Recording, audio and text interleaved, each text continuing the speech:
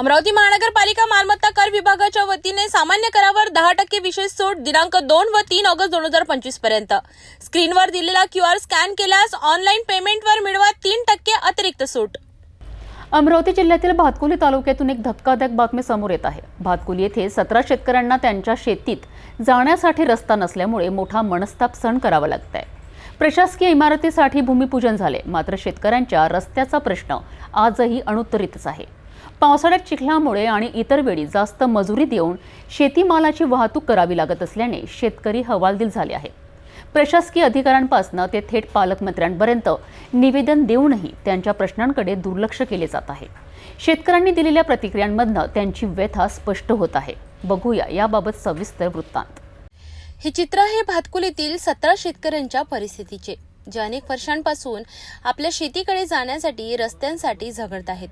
राज्याचे तत्कालीन मुख्यमंत्री देवेंद्र फडणवीस यांच्या हस्ते 2023-24च्या अर्थसंकल्पामध्ये भातकुली येथे प्रशासकीय इमारतीसाठी भूमिपूजन करण्यात आले होते। त्याचवेळी 17 शेतकऱ्यांनी फडणवीस यांना रस्ता देण्याची विनंती केली होती। मात्र आज प्रशासकीय इमारतीचे बांधकाम सुरू झाले असतानाही शेतकऱ्यांच्या रस्त्यांचा प्रश्न अजूनही कायम आहे। शेतात जाण्यासाठी रस्ता नसल्यामुळे या शेतकऱ्यांना शेतीमालाची वाहतूक करण्यासाठी 5 पट अधिक मजुरी मोजावी लागत आहे।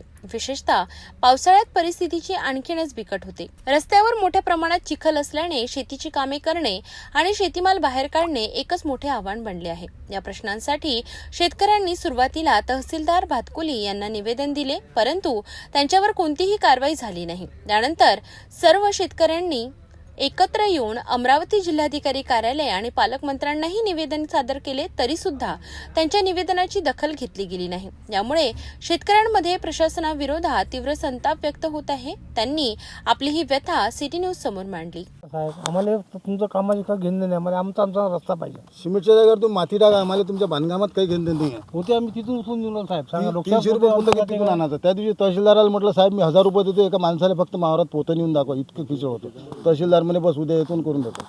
एक तर मग हाव म्हणावं नाही, आपल्या बच्च्यावर असन तर आपण सांगा की मावाजवळ काम होत नाही, तुम्ही दुसरीकडे जाऊन पाहून घ्या। शोकांतिका अशी आहे सर, आपला भारत देश कृषीप्रधान देश आहे। आपल्या देशात जवळपास 7 ते 8 महिने तहसीलदार साहेबांकडे गेलो, SDO साहेबांकडे गेलो, आमदार साहेबांकडे गेलो, सगळ्यांकडे आम्ही पाठलाग केला। 7 ते 8 महिने झाले आम्हाला रस्ता द्यायला खाली नाही आहे।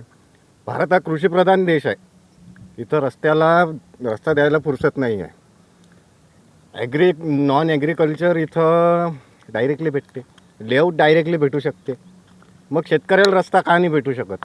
265 रुपयाचं युरियाचं पोतं आहे सर।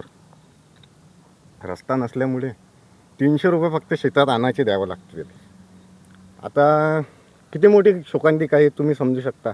श्रीरामजी होणार आहे, आमचं एवढंच म्हणणं आहे की आम्हाला या बरसातच्या अगोदर तरी करून द्या, कमीत कमी या बरसातीत आमचे लय वाकी होऊन राहिले, या पाण्याच्या अगोदर करून द्या आम्हाला रस्ता, बस एवढंच आहे आमचं, बाकी काही मत नाही आहे। किती शेतकऱ्यांचे प्रश्न आहे?